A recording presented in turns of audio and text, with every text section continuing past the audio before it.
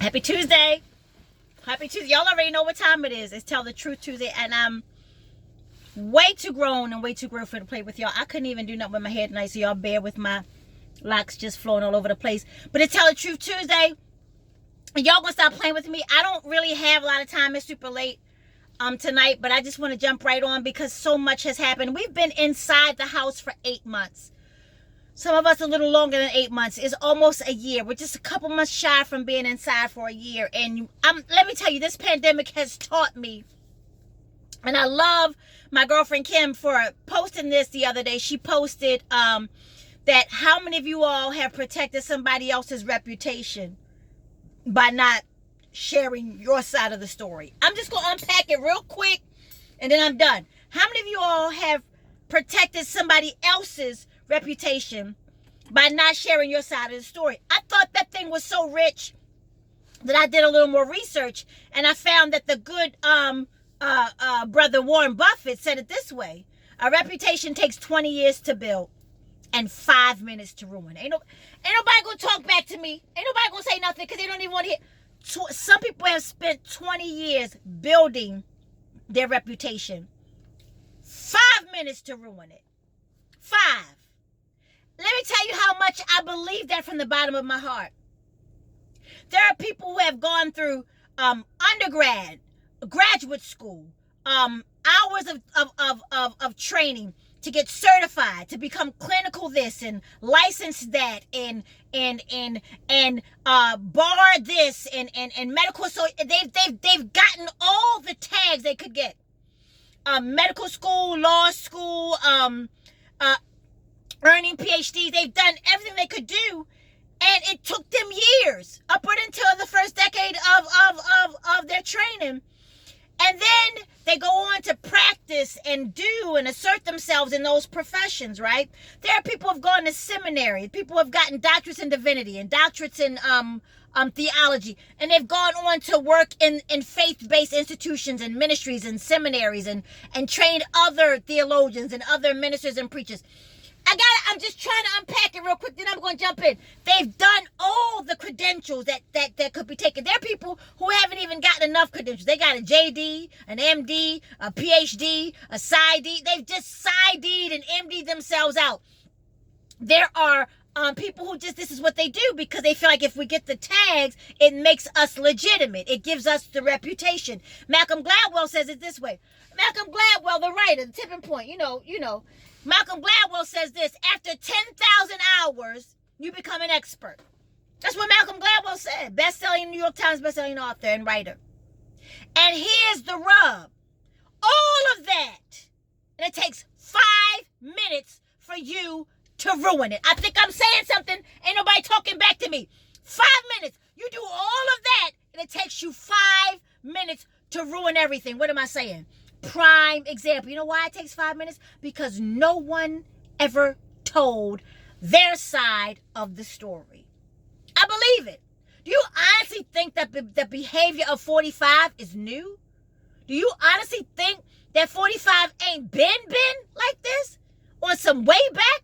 He been grabbing what's names? He been grabbing Ussies since pre-K in New York somewhere. He's probably in Poughkeepsie or somewhere in the Hamptons grabbing Ussies at 13 and thought it was cute. But ain't nobody say nothing because they knew who his father was. They had a couple dollars, and I can't say nothing because I ain't going to be able to win. Ain't nobody going to believe me. Do you realize that had someone told their side of the story, that we may never have had a narcissist in the White House who refusing to give up the ghost? I ain't talking about dying. I didn't mean to say give up the ghost because that's like biblical talk.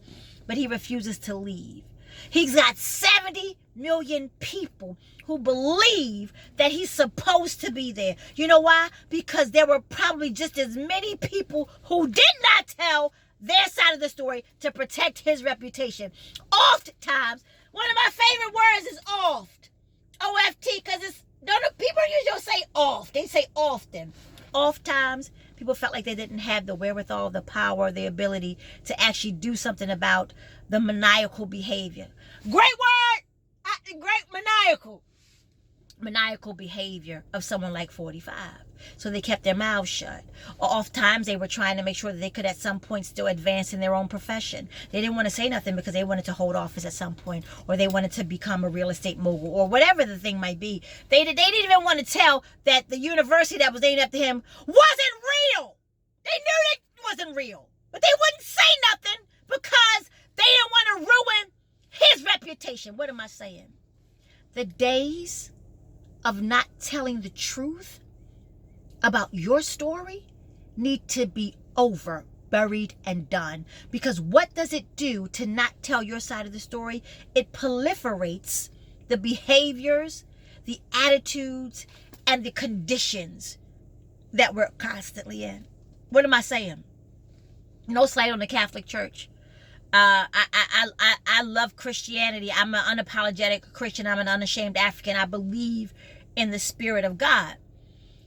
But do you honestly not understand that it is public record that the Catholic Church has funding set aside just to pay off people who would not tell their side of the story?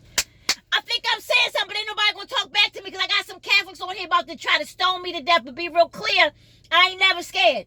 Because where God is, there is liberty, right? Where the Spirit of the Lord is, there's liberty. They've got a fund set to the side to pay off anybody who speaks or who has had a run-in with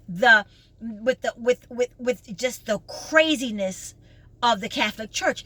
How many times have we heard about people being paid off to not tell that Father McGrady? I don't know. That's just a name. I don't know why I said McGrady. It's just what it is. The Father O'Hannigan. I don't know why I said that. But that he touched them when they were a child, and now they're 40 years old and they got a couple dollars for the madness that it caused their lives, how they've been unstable ever since. What am I saying? Had someone told the story, their side of the story, their reputation would not be intact. Father McGrady would have not touched 10,000 other kids.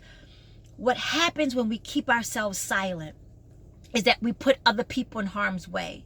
We allow that behavior to be personified. I'm done. I'm so done with that. I don't know why we still do that. We protect other people's reputation and we let ourselves hold on to pain. There are women and men holding on to pain because they didn't want to ruin their pastors, their doctors, their teachers, whomever's reputation, their auntie. You got the freaky auntie used to rub your back too hard, too soft. How you rubbing a 13-year-old boy's back that way, Auntie Cheryl? I don't know her. I just came with the name Cheryl. No disrespect to anybody named Cheryl. All I'm saying is this. Paint the picture. When you don't tell your side of the story, that person continues their dastardly behavior. So I'll paint it real quick, then I'm going to go. There was a pastor years ago, originally from Baltimore, that made his way to Florida. He was pastor in a church, I believe it was called Destiny Church in Florida. And I'm not just talking about church folk. I'm going to bring it home. I'm going to talk about regular folk as well. But there was a pastor, Zachary Timms, and God rest his soul. Zachary Timms was a very charismatic pastor, had a huge church in Florida, had a beautiful wife and children, was doing great work in the community. The works were amazing, much like the Catholic Church. The Catholic Church got works up the ass. I don't know if you can say works up the ass with Catholic. That's kind of, I shouldn't have said that. I can't scratch it from the record, but nevertheless, Zachary Timms is doing his thing. I shouldn't say doing his thing. I'm messing up my words because it's late. Nevertheless. But he also was a former addict. He had the disease of addiction, and he talked about it publicly. He never made it a secret, and he had given us the understanding that he had overcome by the grace of God this spirit of addiction. Well, unbeknownst to all of us, because no one told their side of the story, Zachary Timms must have still had some sort of struggle, obviously, with addiction. I'm not certain if it was heroin or cocaine, but as he was going through, I've learned he was going through a divorce from his wife, Reva Timms. He was found in a hotel, I believe in New York, with a powdery substance. Maybe it was heroin, maybe it was cocaine, and a prostitute. He had overdosed. What am I saying? Do you honestly think that was the first time that he had actually dealt with that demon still resurfacing itself? Had someone possibly told their side of the story, his reputation, beyond his reputation, but his life may have been spared. What am I saying? When you keep this stuff in, People perpetuate their pain over and over again.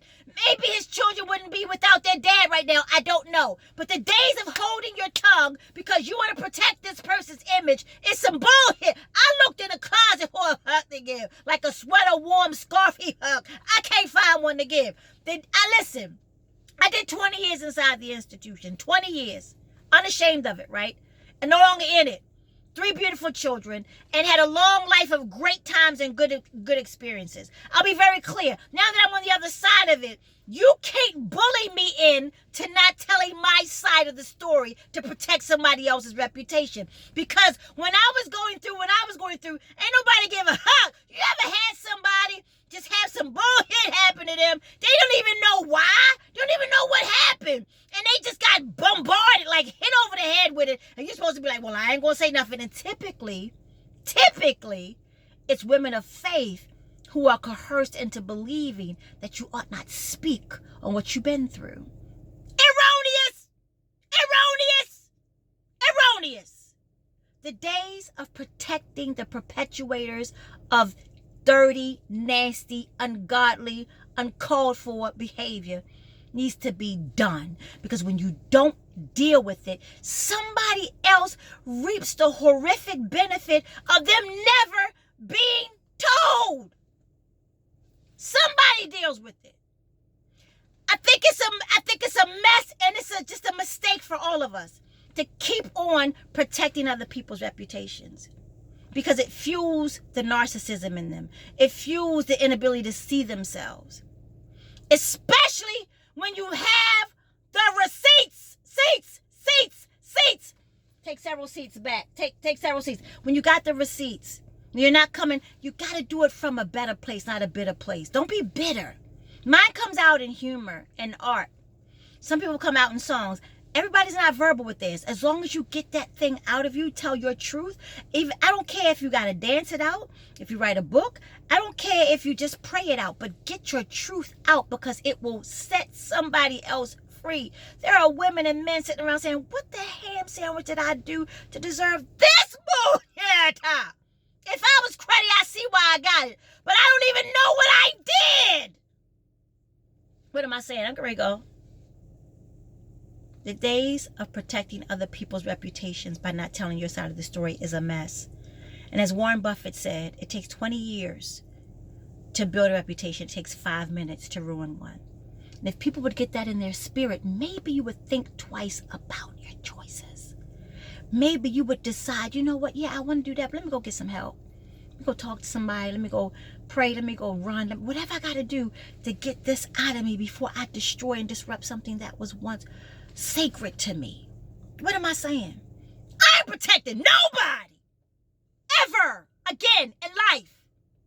Because the bottom line is this: taking advantage of faith people for wanting to do what's right in God's sight is absolutely disgusting. When you know a person is a faith person, you take advantage of their faith and they ain't gonna say nothing. They ain't gonna do nothing because they just want God to be pleased with them.